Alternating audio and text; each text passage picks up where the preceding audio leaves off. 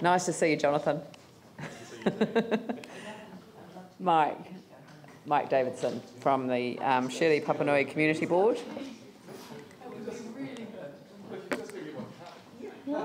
Before you start, can you tell us whether we'll be tripping over any process if we just fix the thing so that they don't have to go out to tender? Glasses? Not mine. Not yours? Oh, someone else's glasses? I don't have all the information in front of me, so I'm going to go from the best of my memory. I know, like, the community board wants to move forward, and it is an issue for us. And I know there's been some issues in the past with the whole situation. And from my memory, I believe it was they wanted to make sure the opportunity was for everyone in the community to obviously be involved with that conversation with that community hall. Yeah. And we didn't want to look like we were just favouring one organisation. Except that you'd be favouring the one that's been doing it for years before the earthquakes, and then bang, the earthquake comes along and suddenly the rules change. So, I mean, it's just, it seems to me that there is a reason to go beyond that, but I agree that you've got to engage the community. The conversation was had within the board, and there was definitely board members that wanted to make sure it was open to everyone within the area to make sure that we were using it to its best advantage. And obviously being closed is not using it appropriately. No. So, and also we do have to remember it's a transitional facility. And I think the bigger conversation is on the permanent fixture within that site. And it's important that we actually get that sorted. So moving forward, we actually have the proper building and facility that will service the whole of St Albans. Yep. So sorry to sort of throw you into the fray. It is an important conversation that we are having, and we are aware what's involved with obviously the going back and forth to the Papanui Service Centre to use it. So. Yeah. Okay. All good. So far away. Okay. So we've got. There's four key priorities for action that we've noted as part of the submission, and the first one is the major and local cycleways program, and we're obviously aware of the extension of that from 5 to 8 years, but as a board we'd actually like to see sort of a year-to-year timeline for the delivery of that cycleway. We think it's obviously a very important aspect, getting the public transport as a whole, but also being able to get people out of the cars to try and ease some of that congestion. We think that cycleway, the Papanui Parallel, is going to be very key to doing that within our area. So we sort of want to see actually a detailed year-to-year of where it's going to move forward.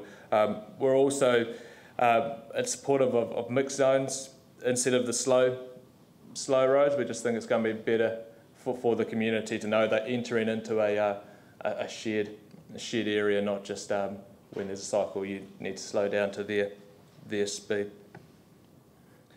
So we also request that public engagement be a high priority, and the board is involved in all such engagements right from the outset.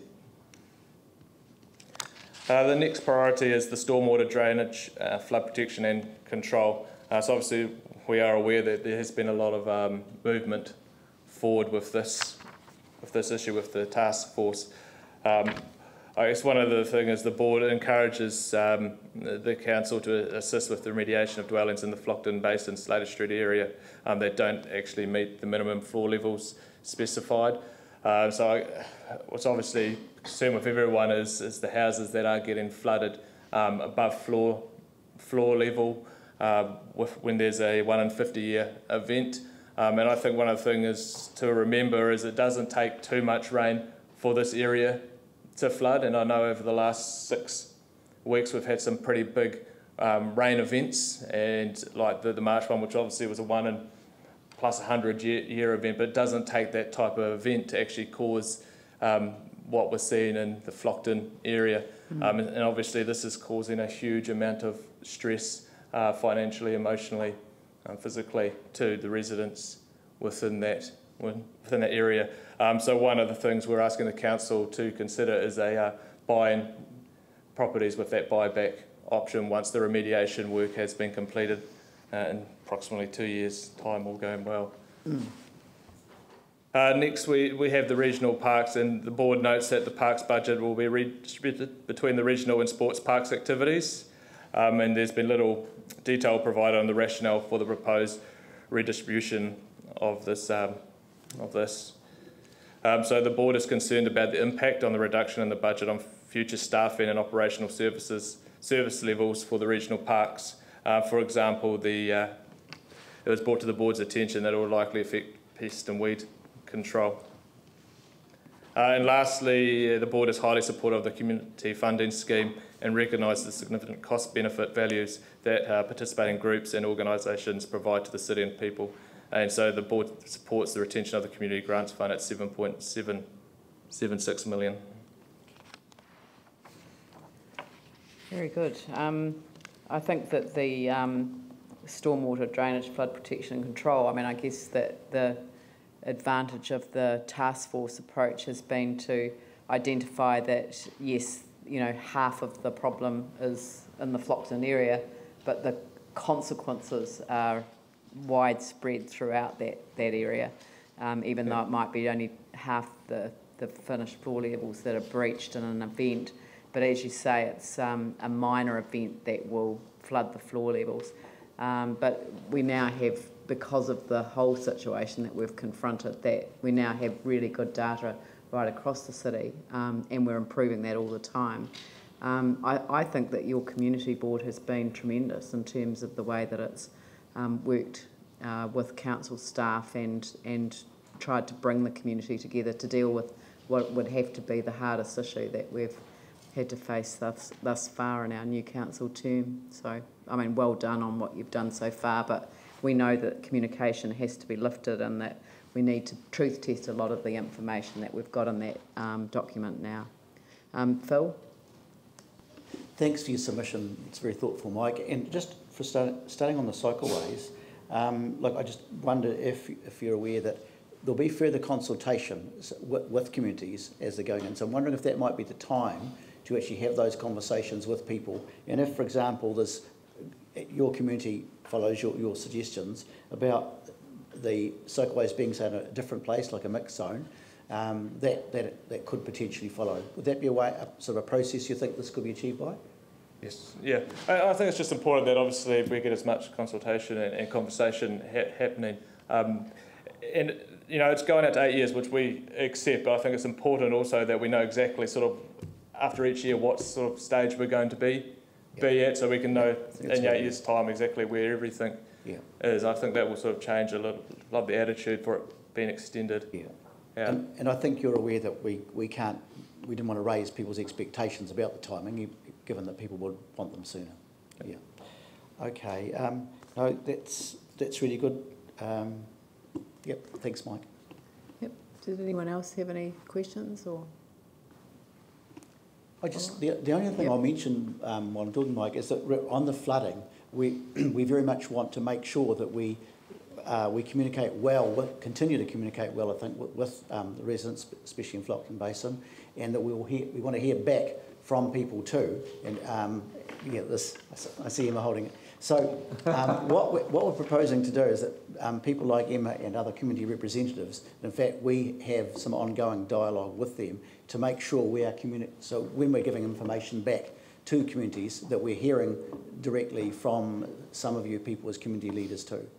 Yeah, no, I agree that we still need to make sure we keep that communication level up, that we're finding out exactly how many people are affected. I think at the moment there's 26 that have been identified. Yeah, as number one. Yeah. So in an area, and obviously we've got to make sure that is the right number.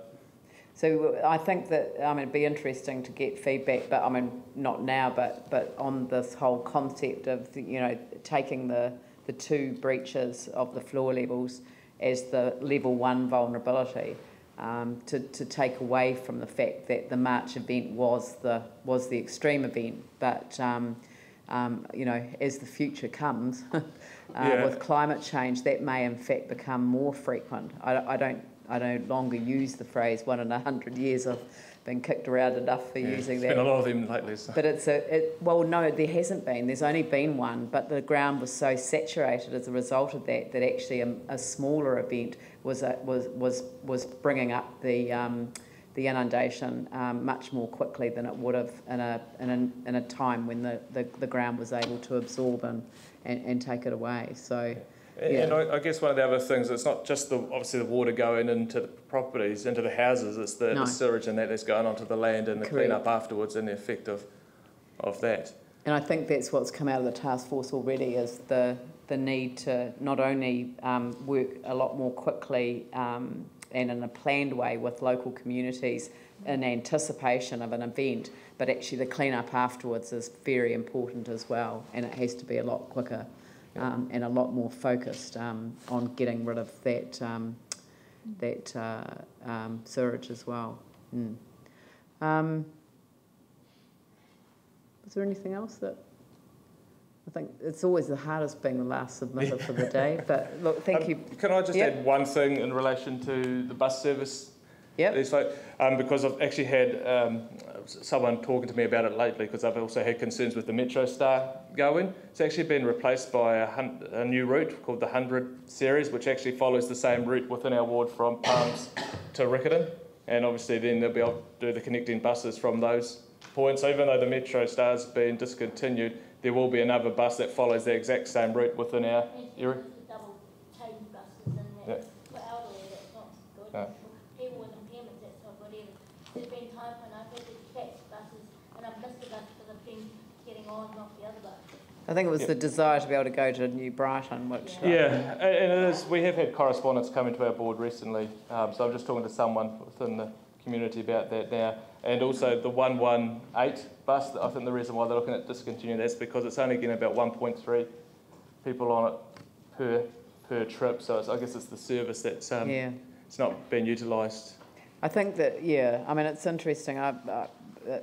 We had a submission earlier on about bus routes from somebody, who's a regular user of buses, and I think that there has to be, I mean, in a way it's chicken and egg, because, I mean, what drives passenger use is, sort of quick, efficient, timely public transport services, but you don't get quick, efficient, timely public transport services until you've got enough people who use them to sort of get the frequency levels up. So anyway, it's going to be hugely challenging.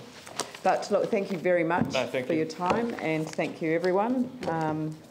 Let's come to the end of the day, and I will now declare the meeting closed. We've got a number of notes that we will, at the end of all of this, have a list of and be able to follow up on. So thank you all very much.